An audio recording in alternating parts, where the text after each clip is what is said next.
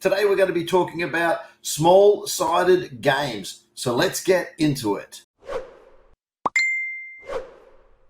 G'day everyone, Coach Craig Rowe here from the OzSwoosh YouTube channel and OzSwoosh Academy. And this, of course, is another episode of The Coach Approach.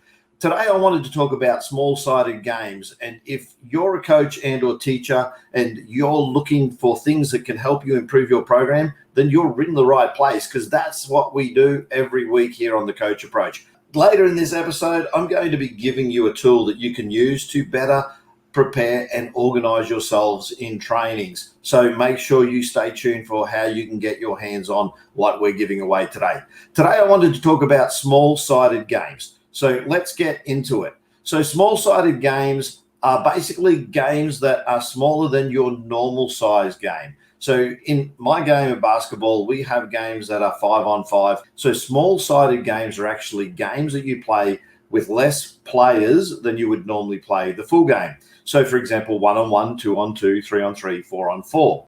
There are advantages to doing small-sided games. Now, small-sided games are used to allow your athletes to all be involved. One of the things that we try and do here at our own program, and we encourage coaches to do, is to reduce the amount of time that players stand around.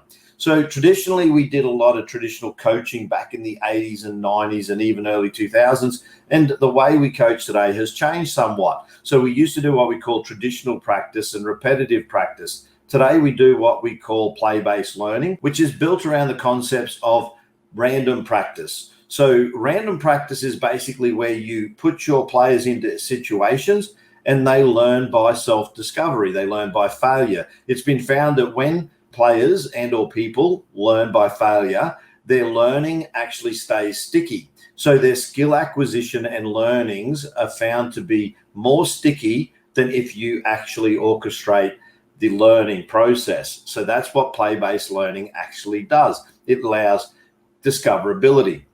There are a couple of other things that play-based learning and small-sided games actually do. And what that is they allow for skill acquisition, not only through failure, but they also allow for teamwork and communication to occur when the rules are actually limited or restricted.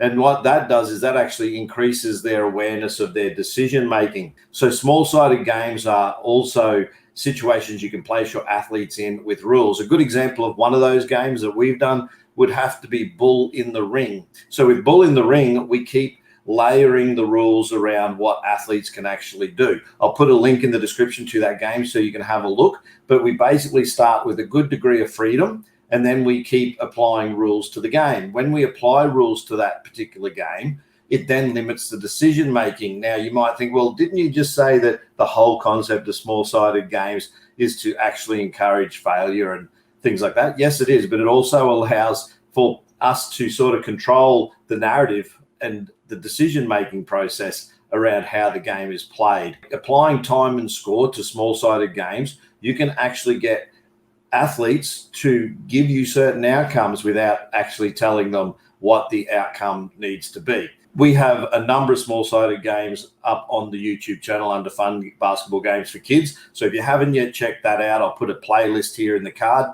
Do you play small-sided games? What is the benefit do you see in doing such a process? If you do small-sided games, then drop a comment in the comment section below and tell us the benefits you found in doing that style of coaching. One of the things we feel it encourages is what we call adaptability. So rather than putting athletes in boxes and telling them that you're a center, you're a guard, you're a forward, or whatever it may be, whatever those roles may be, by allowing them to just free play and play by doing, then what we're doing is we're removing the limitations. We're not putting them in a box. So that encourages adaptability, meaning they could play any role within a team or a program. And we've seen this happen with the sport. We've seen it evolve to the point where players are far more adaptable. It also allows for versatility. And what that means is versatility is the skill sets can broaden, because we're not putting people into a box. We're not just telling them this is your role, that's your role.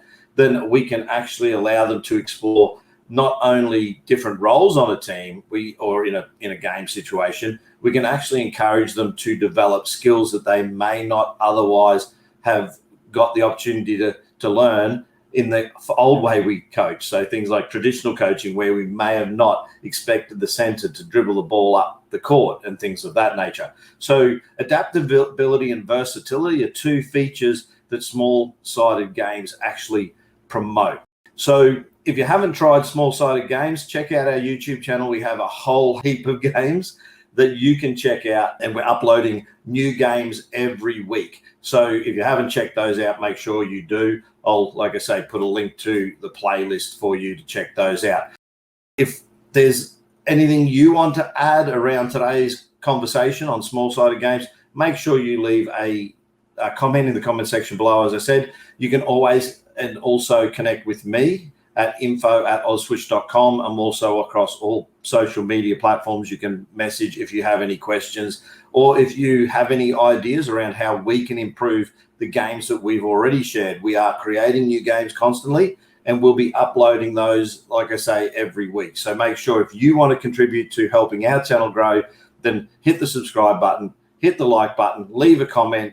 And if you want to add value by giving us some ideas to help create a video around something you'd like to see, then make sure you do that as well. Now, I said I'd give you a little bit of a bonus at the end of this video, as we always do.